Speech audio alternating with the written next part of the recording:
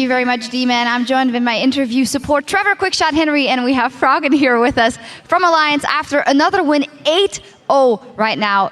Tell me about the picks and bans, because we saw you on Zed, and we haven't seen that yet.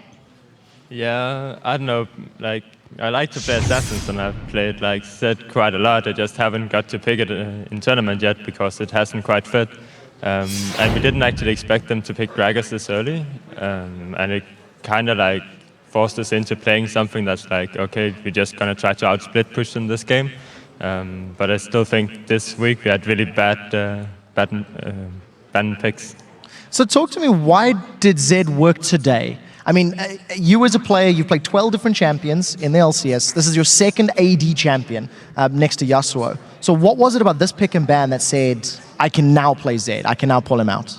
I think it was the fact we had Evelyn, because she provides magic damage. So even if you had full AD comp, like you saw the Shyvana stack like 300 armor without having magic resistance. So even if that happens, we have the Evelyn damage, which is really nice. So we just went ahead and said, okay, we can outplay them if we play Zed, so we just went for it.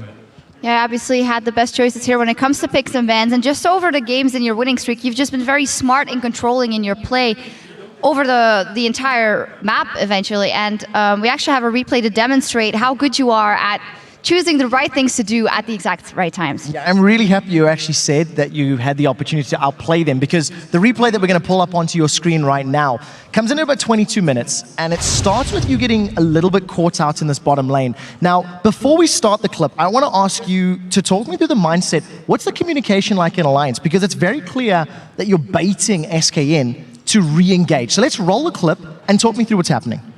I think at this point, I have a pink ward, and I don't think Wayne has QSS yet, so I just want to one-on-one her, and I don't expect the Morgana, but we're already moving down there, and I can kite for long enough while Wicked is TPing in and my team is collapsing on them. So basically we're just trading 2 for 1, and we're getting out ahead because we are reacting and we see where they're moving because we have the wards up. My question, who makes that call? Did you know you were going to start the fight and then you called Wicked to TP, or was Wicked looking at the map and saying, I can come, I can come? You know, where does the direction come from? It's a mix of both. Wicked was looking at the map, so he knows where he can TP and stuff, because we basically had a 4 versus 3 situation, because he could TP in at the right time.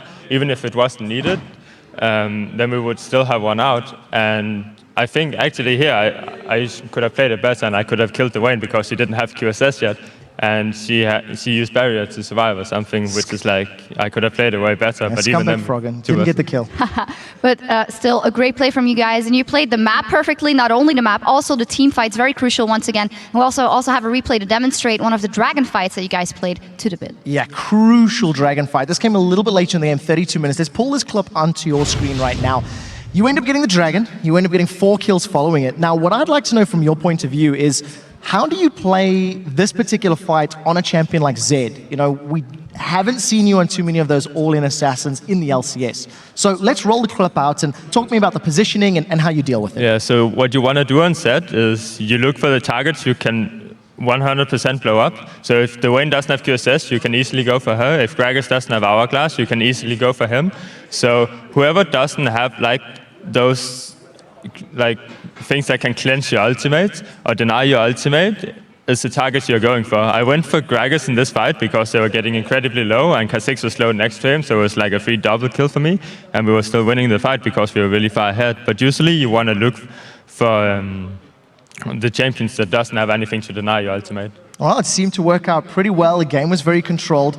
I'm sure you may have just heard D-Man Deficio saying 8 games in a row. This actually equals Gambit's winning streak from Spring Split of last year. 1 more win, and you beat Fnatic's record from last year. You may not know this, but your head-to-head KDA against all of the mid laners in EU LCS, you were placed 2nd. Jesus was ahead of you in KDA until this very game. Thanks to your stats, you are now number 1 in head-to-head KDA against every other mid laner. You've had back-to-back MVPs. How do you keep that up going to Super Week and then playoffs? You don't really need to keep your stats up. Like if I go 0-3, but I'm baiting them all the time into us getting out ahead, then it doesn't really matter about the KDA. It's all about how you actually play the map. Well, that is a very nice answer. It is very important also Not too cocky, I like that.